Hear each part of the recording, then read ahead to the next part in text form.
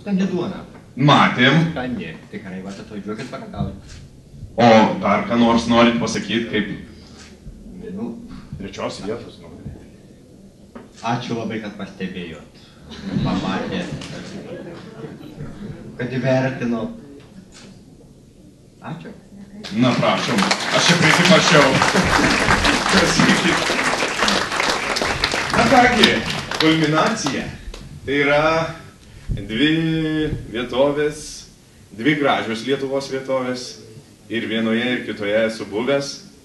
Ir dabar žinau, kad labai jaudinasi žmonės, nes jie gal šiek tiek nuliūs, bet kaip prieš tai minėjau, kad kiekvienas iš jūsų padarote Lietuvą atpažįstamą visame pasaulyje, Europoje. Dėl jūsų mes galime didžiuotis, kad esame lietuviai. Taigi, antrosios vietos laimėtojas, projektas Biržų pilis, teikėjas Biržų regiono parko direkcija. Kviečiame Biržų regioninio parko direktorių Kęstutį Baroną, muziejaus Sela direktorių Gintarą Butkevičių apsiimti apdovanojimo. Audringi aplodismentai. Garbingoji antroji vieta.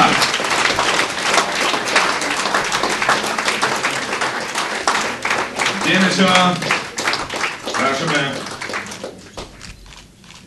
Dėkoju ir noriu pakviesti tarti žodį.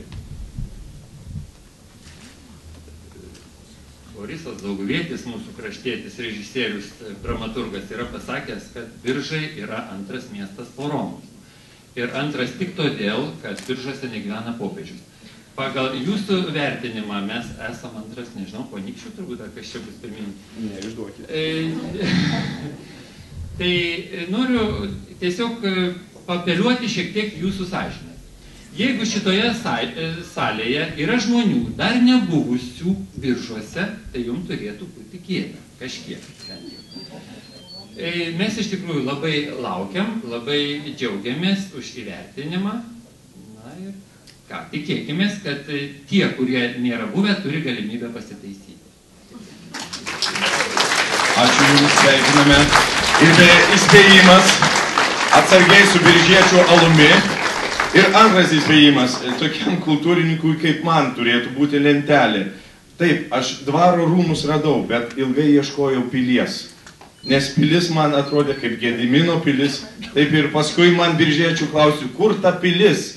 O kad ten yra visas kompleksas ir tie rūmai, tai yra pilis. Na va, tai kai kur dar ir jūs galite paaiškinti, įdėti žvaigždutes tokiems kaip mes. Bet sveikiname, mes tikrai apsilankysime. Na, o dabar iškilmingiausias momentas ir jau matau nestykstantis vietoje, pirmosios vietos nugalėtojai. Jūsų aplodismentai. Pirmoji vieta. Lietuvos turizmo vietovė 2011. Rokiškio dvaro sodyba.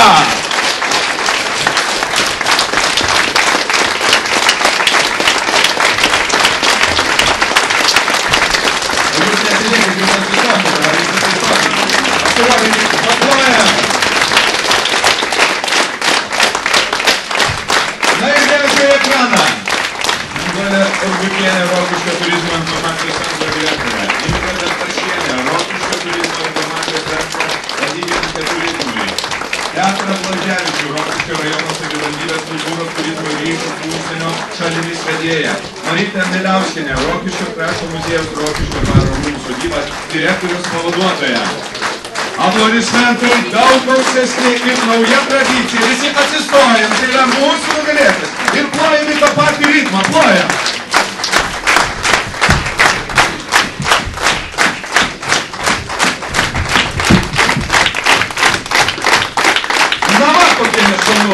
Ačiū Jums visiems.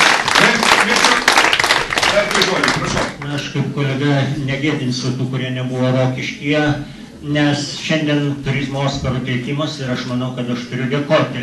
O dėkoti norėčiau pradėti nuo mūsų komisijos, pirmininkės, komisijos narių, kurie priėmė tokį sunkų sprendimą, nes toliau padėka partneriams, kurie be abejo buvo labai stiprus, nepaprastai gražus ir visą tai mes matėme. Be abejo, šiandien reikėtų dėkoti visoms toms institucijoms, kurios visada prisidėjo prie Rokiškio dvaro puoselėjimo, jo restauravimo darbų, dalyvavimo projektuose galimybių. Aš turiu omenyje ir paminklotvarkos departamentą, ir turizmo departamentą, ir ūkio ministeriją, ir daugelį kitų. Ir be abejo, noriu pasakyti, kad be mūsų įvairių kadencijų rajono vadovų, be įvairių kadencijų tarybos narių, be įvairių mūsų administracijos skyrių pagalbos, be mūsų turizmo informacinio centro darbo ir be abejo, be paties Rokiškio dvaro šeimininkų, tai yra Rokiškio krašto muziejaus darbuotojų darbo, matyt, šito apdovanojimo būtų nebuvę. Jis mus tikrai labai įpareigoja ir aš tikiuosi, kad mes jūsų nenuvilsime. Ačiū. Dėkojame Jums. Taigi yra graži tradicija, kad naująjį nugalėtoją sveikina pernai metų nugalėtojas. Taigi kviečiu Lietuvos turizmo traukos vietovė 2010 nugalėtojus Darnusis vandens turizmas, Zarasų rajono merą Arnoldą Abramavičių ir Zarasų rajono turizmo informacijos centro vadovę Gražiną Ragauskaitę. Prašome pasveikinti ir įvertinti, ar jie verti.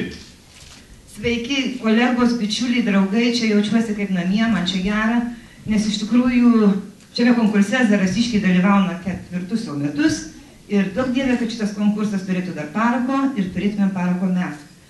Aš dėkoju organizatoriam už tai, kad mus pernai pamatė.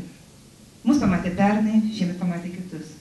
Aš lenkiuosi Aukštaitijai, kuri savo keliais veda tokiuos žmonės kūrybingus, ieškančius, nenuilstančius. Aš džiaugiuosi, kad mūsų Rokiškių jungia sartai. Siena yra, ta rajoninė, bet tebūnė jos nebus. Ir noriu padovanoti leidinį, Zarasų kraštas. Aš manau, mes jo labai laukiame, ilgai gaila, kad nėra mero. Bet jo atsiradimą, ko gero, ir paskatino tai, greitesnį, kad mes pernai buvome geriausi. Aš noriu, dovanodama jums šitą leidinį, pasakyti, kad būkime drauge, būsime stipresni, nes yra flango žemaitiškas šitam konkurse. Tai tegu tas aukštaitiškas būna stipresnis, juk mes ir nuo Šventosios, ir nuo Sartų visiems linkiu, kaip praeitų metų nugalėtojas, daug vandens, lietaus, ežerų, upių, balų, lai lydi jūs tas vanduo, lai švarina jūs tas vanduo, lai atveda į Zarasų kraštą, kuris yra dangaus kranta žemėje. Susitikime tame krante, kuriame mes jūsų lauksime. Susitikime Rokiškyje, kuris prisidės laukiant jūsų. Taigi, iki susitikimų. Ačiū Jums, dėkoju.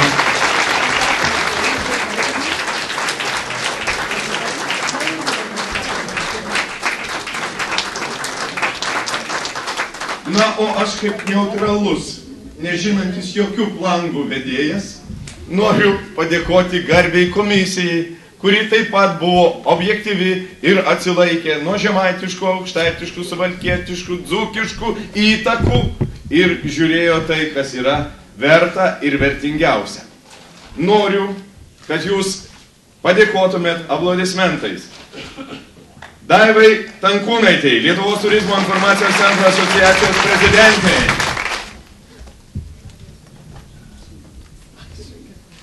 Aplodismentai netyla.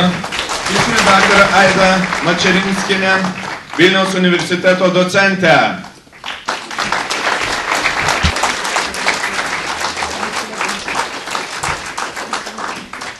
Kviečiu Martyną Užbelkį, viešosios įstaigos Kultūr vadovą.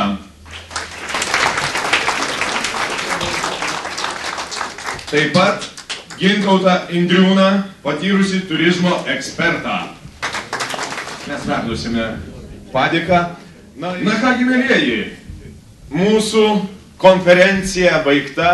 Dar sykį noriu pasveikinti visus. Esminis ir pagrindinis dalykas. Tikriausiai tai, kad žmogiškasis faktorius visada visur laimi. Kiekvienas iš jūsų turite iniciatyvą, kiekvienas iš jūsų mokate ją parodyti.